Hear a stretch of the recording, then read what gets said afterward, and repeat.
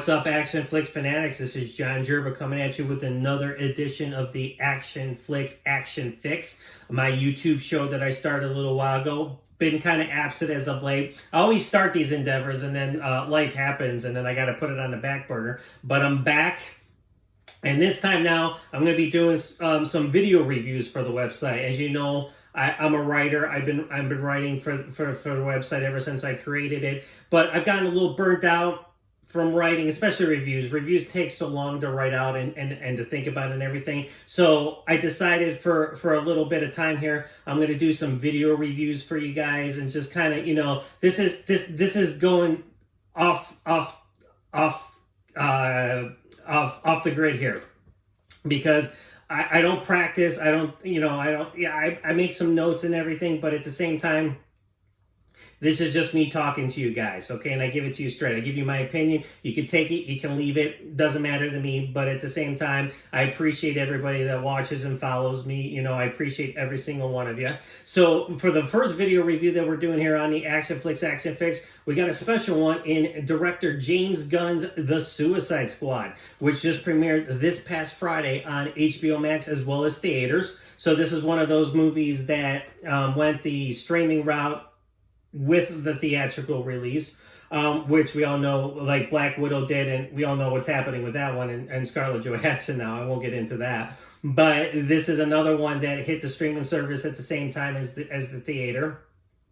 The numbers are out actually as I'm doing this. It's Sunday as I do this, and it underperformed. I always laugh how they're saying that the movie underperforms because, you know, it's like, you know, one, people aren't going to the movies like they used to, of course. And then two, it premiered on HBO Max at the same time. So you got a lot of people watching it on their TVs, which is what I did. I have HBO Max, so I'm paying for it. So it's not, you know, so, but I would have went to the theater, but at the same time, just, you know, my life right now, it's kind of hard to get to the theater.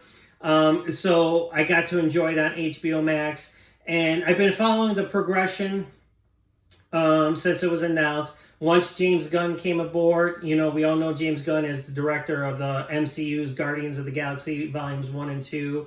Had a little bit of trouble with Disney over some tweets.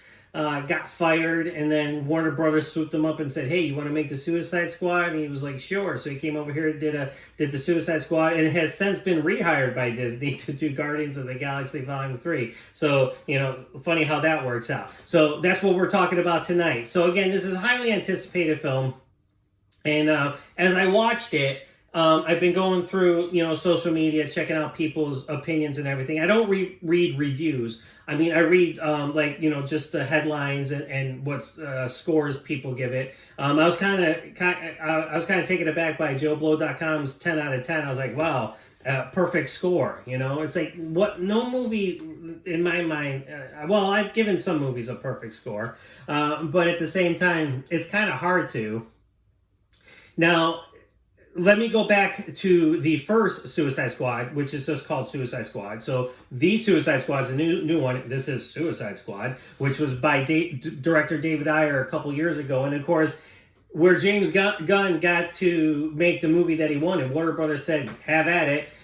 David Ayer had a totally opposite 180 experience making his movie. And, you know, to him, his movie did not get released in theaters. It was totally butchered by the studio.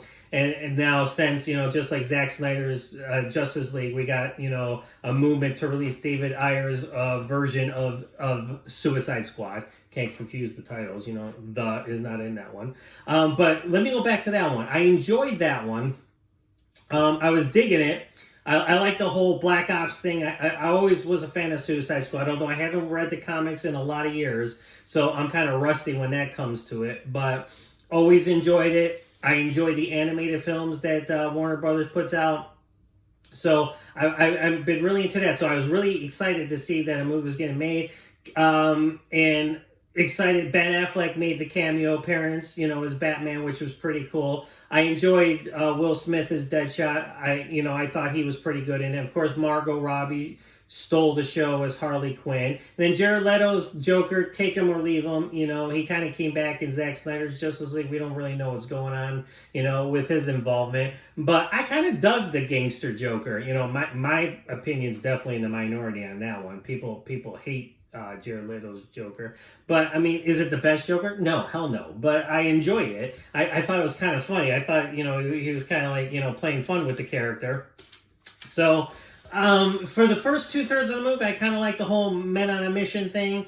You know, Task Force X, you know, the supervillains going on a... But then it just, you know, with the Enchantress and the whole mystical stuff and the, you know, it looked like the ending of The Mummy in the finale, which just totally took me out of it. So I kind of lost it there in the finale. So I kind of got a love-hate relationship with it. So out of 5 stars, I never did a review for it, of course, but if I ever have to get it the stars, I'd give it probably a solid 2.5, maybe 3 stars. You know, I'd have to think. I mean, I haven't watched it in a while, so I'd have to go back and check it out. But now, going into now, we have the Suicide Squad, which is James Gunn's version. And like I said, it's not really a reboot or a sequel. It's kind of its own entity. We have returning characters in Viola Davis as Amanda Waller.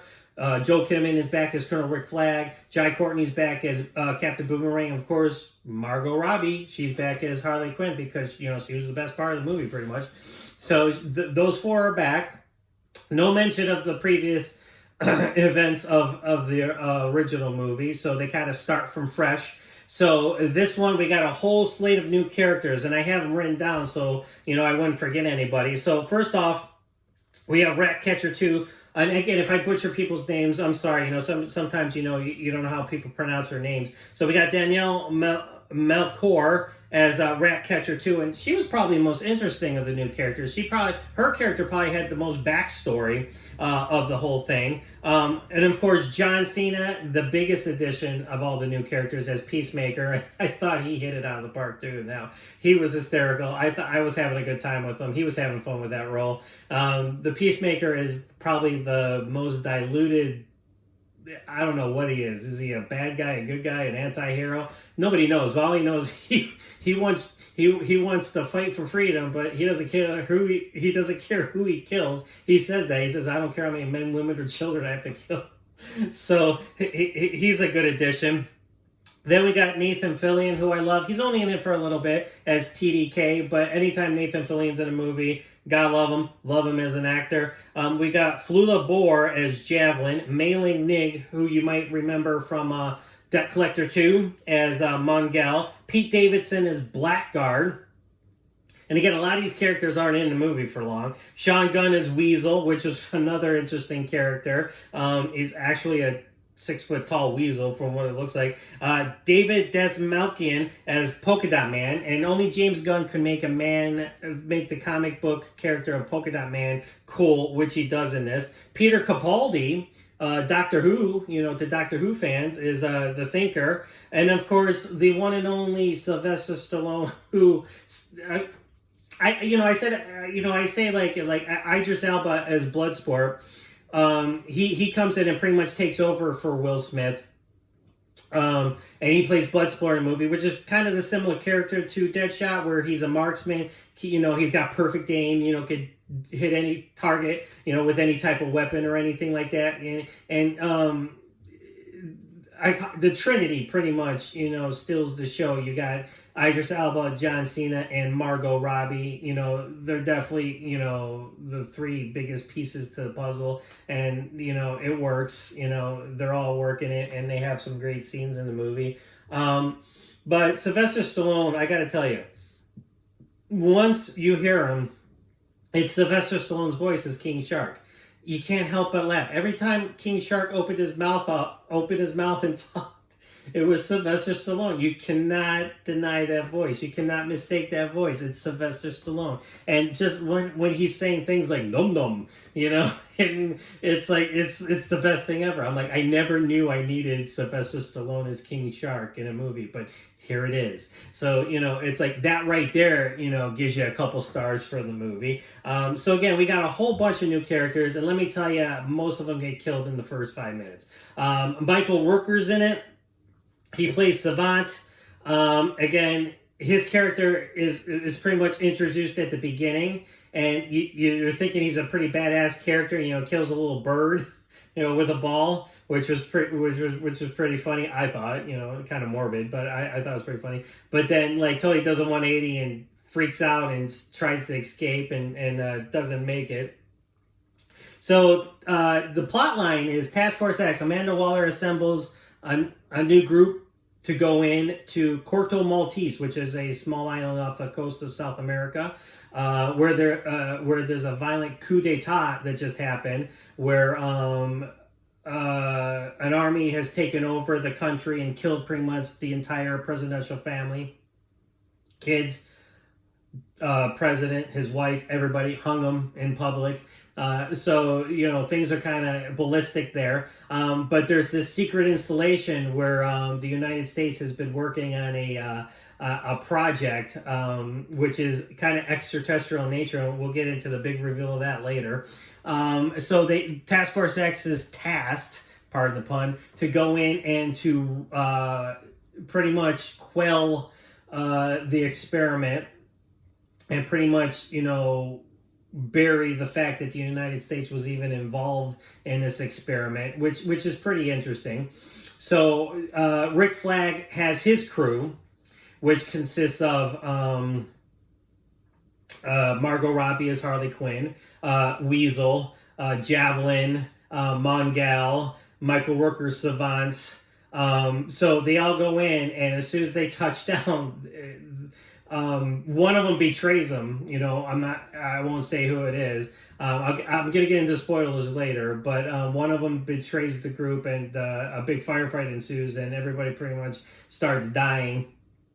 But then they were just a diversion, so another group led by Idris Elba's Bloodsport could go in, and of course he's got Peacemaker, Ratcatcher 2, Polka Dot Man, and King Shark, and they get in because Rick Flag and his group's getting decimated on this one side, so they get to go in and do their thing.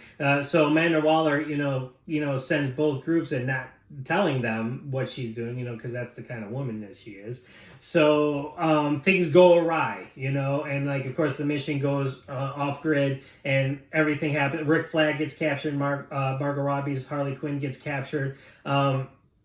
So once things go awry, things are set in motion for the rest of the film, and the finale is probably the wackiest finale you'll ever see in a comic book movie. Now, first of all, let's go over the positives.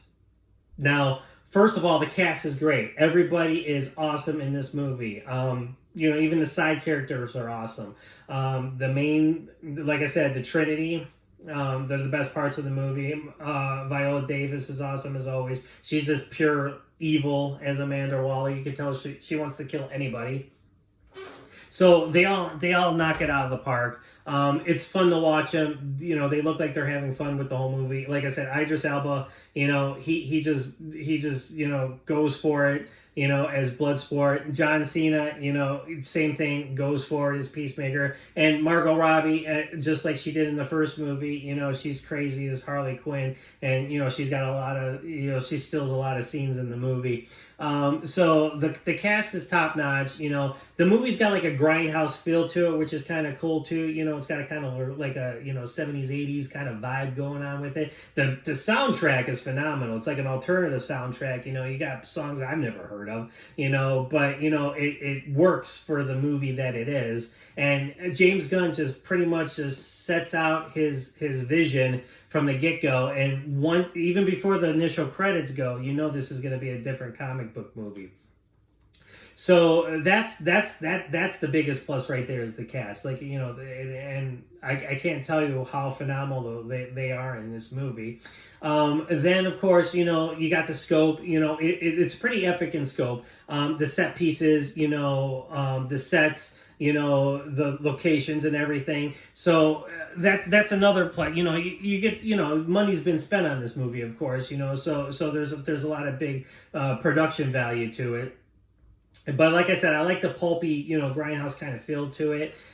Some of the things they did, was way out there. I'm not going to spoil everything, but at the same time, it's a good time. Now let's talk about the action. Now, like I said, I'm an action movie website, so I always have to talk about the action. And with the Suicide Squad, you get hard R-rated action, bloody, gory, awesome kills. There's a lot of people get it in interesting ways, which is pretty funny. That's not funny, but in a movie like this it is. And to see what happens, it's you got some pretty good action scenes. So you got the initial one at the beginning, like I said, where Task Force X lands, and then one group's getting their asses kicked while the other one slips in, so you got that there. And then you just got little bits of pieces sprinkled out throughout the rest of the movie until the finale, which is over the top.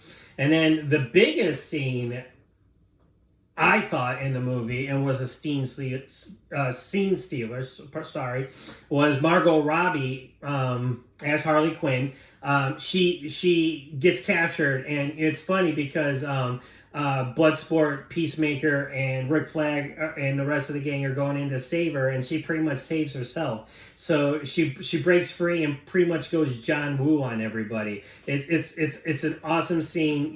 She did great in it. She shoots, she kicks, she punches, she beats the crap out of people. It's a definite fuck yeah moment for Harley Quinn. Loved every single second of it. I love the double gun action, and everything. So definitely the best part of the movie. And like I said, the action is just it's fun, it's bloody, it's gory. It's not for children.